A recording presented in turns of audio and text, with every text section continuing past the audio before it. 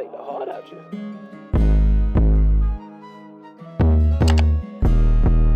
Hey y'all, and welcome back to my channel. Today I'm back with another video. If this is your first time on my channel, go ahead and give me a big thumbs up, subscribe, comment, hit the notification bell, all of that. If you don't, I don't care. If you do, then thank you.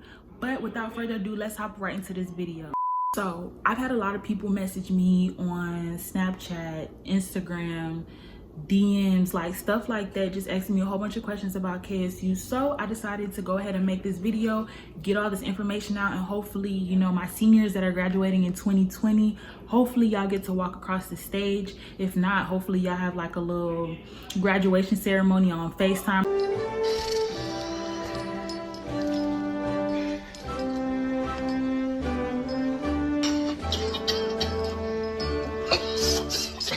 Or something, because I really feel for y'all. Thank God I graduated in 2018, so can't relate. First thing I want to talk about in this video is the academics at KSU. Now, KSU is not a difficult school. If anything, I think it's like high school part 2, just because of how not rigorous the courses are. With different majors, I feel like, you know, one is going to be harder than the other. You know, some teachers are going to be harder than others, but you know, there's always measures that you could take, like, you know, rate my professor. If your classes are hard, they have like tutors and stuff like that just to basically help you. So I mean, there's ways you can get around all of that, but overall, KSU is not a difficult school for you to graduate and just do your 4 years and get it over with. What I really wanted to talk about, which is probably a hot topic for, you know, my little freshmen, well, upcoming freshmen, is housing. For a first year student, I would recommend staying on campus just so you could, like, you know, be in the mix, be on campus. You know, you're not gonna be late to class because you are still readjusting during this time period from high school to college and stuff like that. So I would recommend staying on campus. But if you're like a second, third, fourth year, staying on campus at that point is just not worth it, because the dorms range from $3,000 to $4,000, and you could go get you an off-campus apartment for way cheaper, because they have some for like $600 to $700, but when I was on campus I was paying roughly about $800. So you could save a lot of money just by doing that.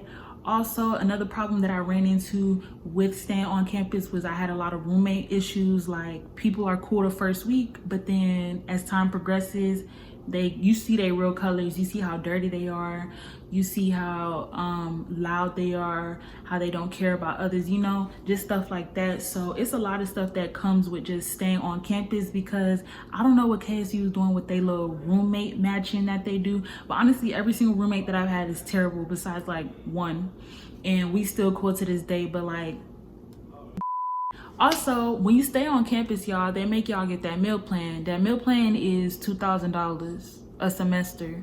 So you already forced to pay like $4K for a dorm, then another $2K for food. That's $6,000 right there of money that you just don't need to spend, which is why in the fall I will be having my own apartment, and I'm gonna have an apartment tour for you guys. Stay tuned for that. So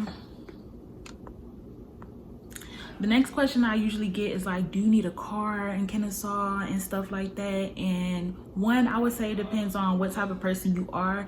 If you do, you know, go out a lot and you got a lot of moves to make, you're a busy person, I would definitely say get a car, because there's not a lot of stuff in Kennesaw, and I usually do have to find myself going to other places to get stuff done. Like, just to get my hair done, I gotta go further out and stuff, because people be taxing over here. That's a whole different story. But basically, it really matters on you, because there's no point of you having a car if it's just gonna sit in a parking deck and you paying for a parking pass that you're not even really using.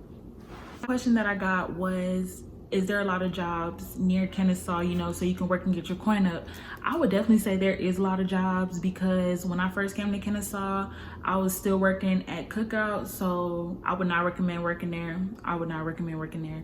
The second job that I had was actually on campus. I worked at the dining hall. That was $10 an hour. It was cool and all. Like, I had no problems with working there. It's just, honestly, I got bored of it, so I left.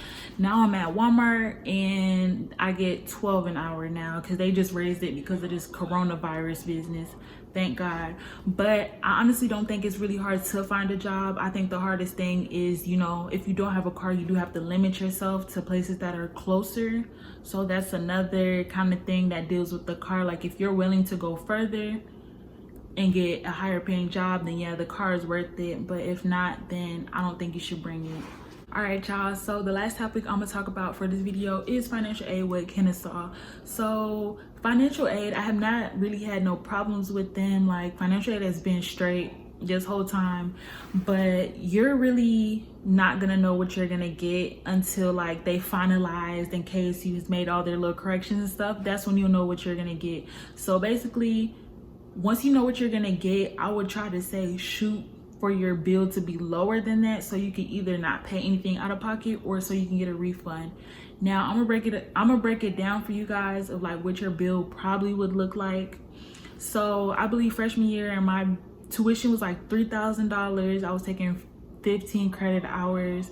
The meal plan was like $1,900, basically $2,000, and then my dorm was $4,100. So all of that together was almost like $10K. So there's things that I could have done, like, you know, got a cheaper housing situation, or even not stayed on campus, so I could have opted out of that meal plan, which would have lowered the price indefinitely.